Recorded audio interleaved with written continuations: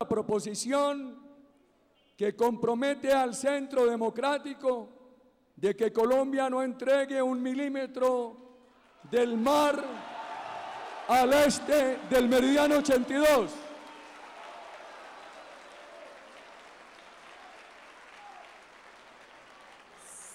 Señoras y señores, ahora sí, a continuación, palabras del expresidente de la República, doctor Álvaro Uribe Vélez.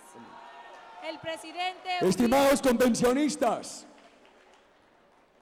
yo me siento muy emocionado al haber escuchado las palabras de quienes emulan para ser nuestro candidato a la presidencia de la República. Me veo en la obligación de leer unos renglones a ustedes, pedirles que miren este papel. Lo escribí desde el corazón, simplemente como un ejercicio de tarea de cumplimiento del deber.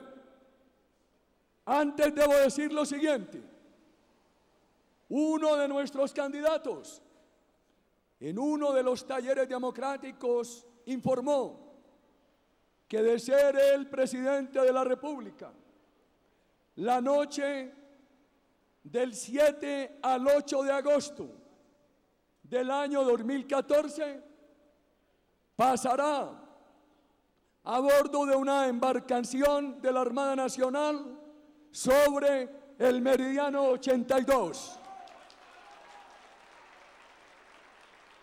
Todos nuestros precandidatos han adherido a ello. Janet Archibald transmita a los compatriotas de San Andrés, Providencia, Santa Catalina, a los soldados de Colombia que están en Los Cayos, que aquí hay una decisión del alma de que Colombia no entregue 1 milímetro cuadrado de ese mar. Hace un siglo se perdió Panamá, y no se perdió solamente por la política del gran garrote del presidente Roosevelt, sino por la política del gran descuido del gobierno nacional.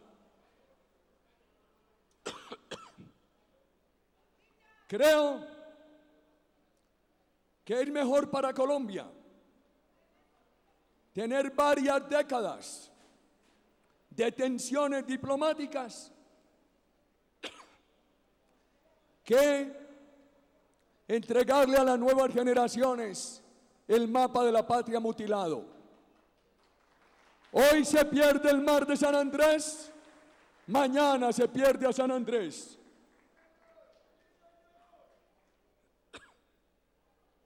Como ustedes saben, y según el reglamento en el punto 45, los padres de familia que tengan hijos activos en la policía, en el ejército y demás organismos de seguridad del Estado deberán vender sus bienes y abandonar el área.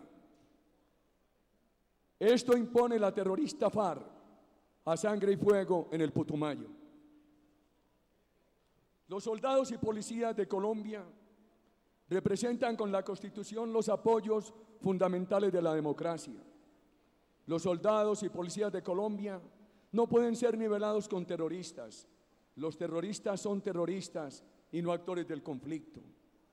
Muy estimados convencionistas, muchas gracias por aportar su esfuerzo a esta lucha, que solamente vale la pena si contribuye bien a la patria. Hace 4 años había más crítica política al gobierno, más independencia de medios de comunicación, había más conflicto político y también menos conflicto social. El 70% de los ciudadanos tenía optimismo y credibilidad en las instituciones.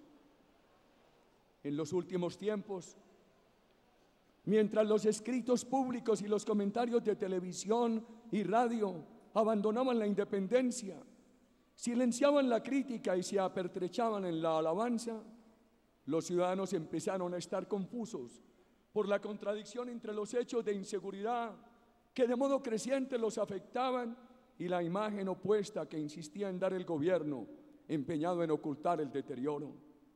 Pero, como debe ser, los hechos terminaron imponiéndose sobre la publicidad. Hoy hay dos sentimientos de opinión, uno de preocupación por el retroceso y otro, encarnado en esta reunión, de firmeza en la lucha para recuperar el rumbo de la patria, que iba mejor, con limitaciones y dificultades, pero con claridad en el horizonte. Cinco tareas nos esperan para rescatar la seguridad. Primera, recordar y restablecer la fe ciudadana en la seguridad como valor democrático y fuente de recursos, y en la paz como hija de la seguridad, en la paz como esquiva a la impunidad que siempre es partera de nuevas violencias. Segunda tarea, recuperar la motivación de los soldados y policías de Colombia, que junto con la Constitución y la ciudadanía son el fundamento en el cual reposa la seguridad. El Congreso, nuestras Fuerzas Armadas están humilladas, encarceladas y sin esperanza. El Congreso y el gobierno, con cambio de opinión, repentino e inexplicable, cambio de opinión del gobierno, degradaron a nuestros soldados y policías a la condición terrorista de victimarios reales y potenciales. Y los terroristas han sido promovidos al grado de actores del conflicto. El efecto jurídico es perverso y contundente. Es igual que el soldado o policía en cumplimiento del deber cause la baja del terrorista o que por acción de el soldado o el policía sea asesinado. Asesinatos de soldados y policías de Colombia que a diario se repiten, sin conmover al Ejecutivo ni alterar el diálogo de La Habana, cuya única posibilidad de suspensión sería por razones de cálculo electoral, a fin de esconder hasta más allá de las elecciones aquellos secretos que por el temor causado el gobierno y sus negociadores responden con apaciguamiento al terrorismo cínico y desafiante que amenaza con revelarlos. La única esperanza que el gobierno ofrece al efectivo o posible encarcelamiento de nuestras Fuerzas Armadas es el beneficio de extenderles las normas de impunidad que atraen al terrorismo. Por supuesto que es una afrenta adicional al honor militar y policivo. Tenemos el deber de promover una solución al encarcelamiento de nuestros soldados y policías.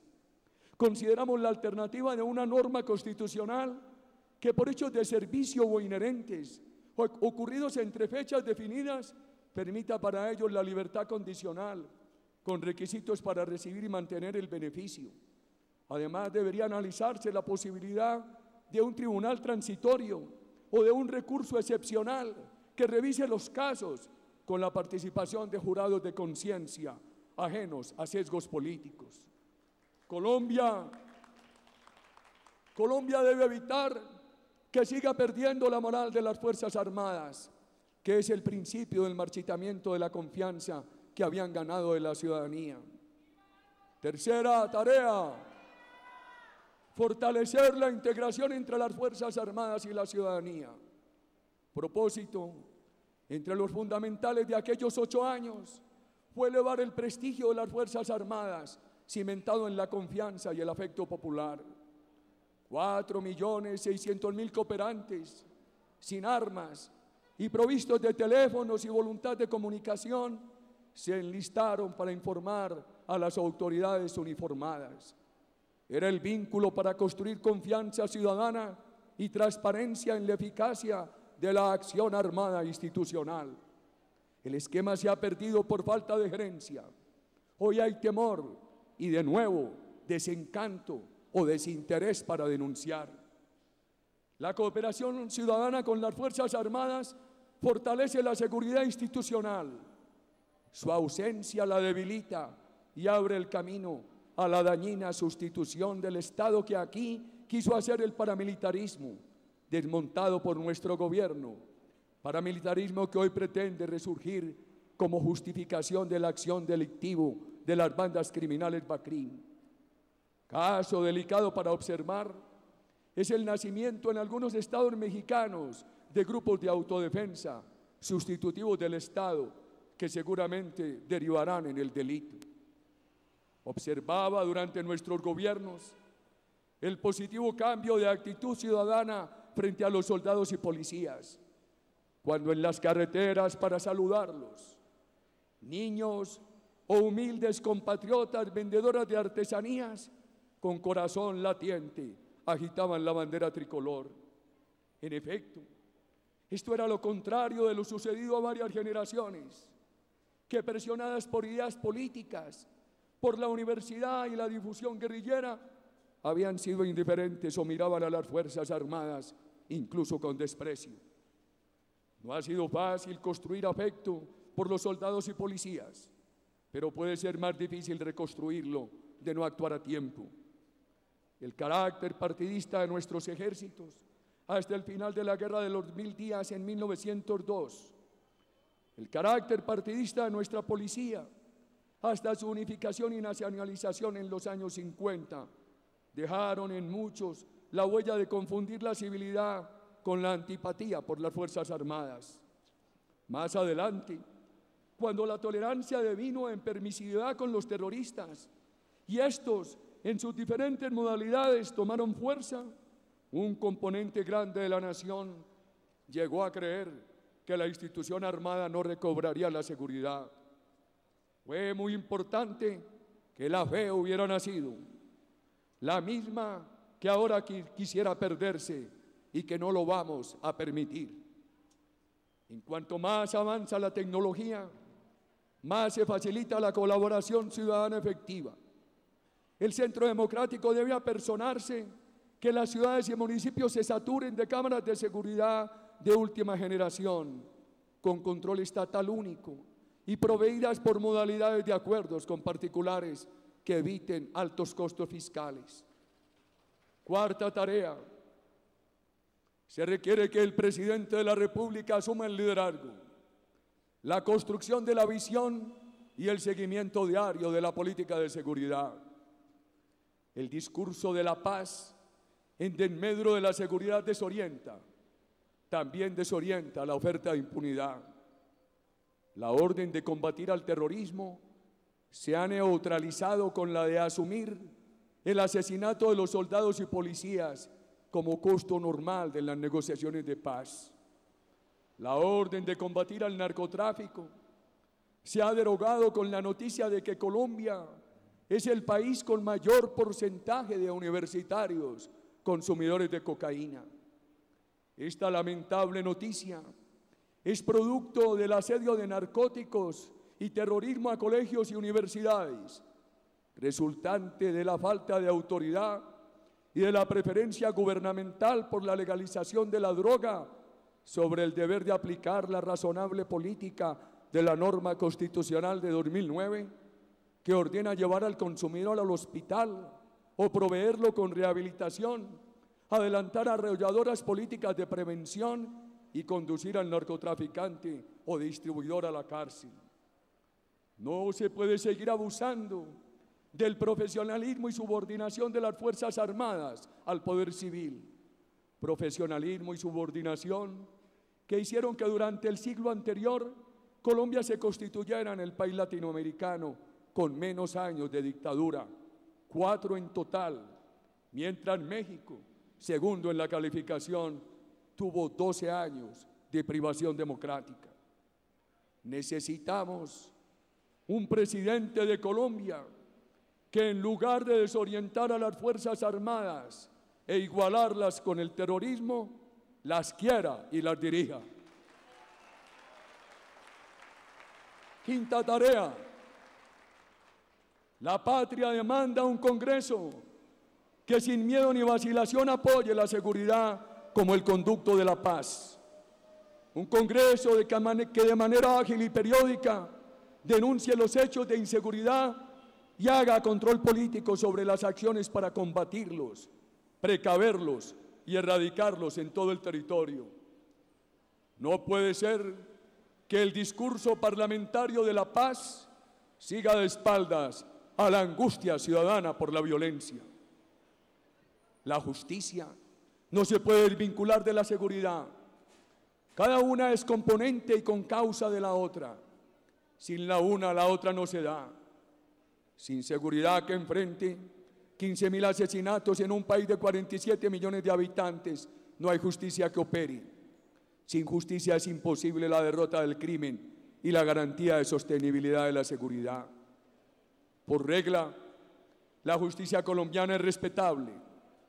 Administrarla ha sido difícil y también heroico, en no pocas ocasiones, por el poder criminal del terrorismo.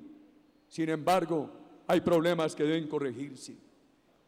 La independencia de la justicia no se afecta por la deliberación.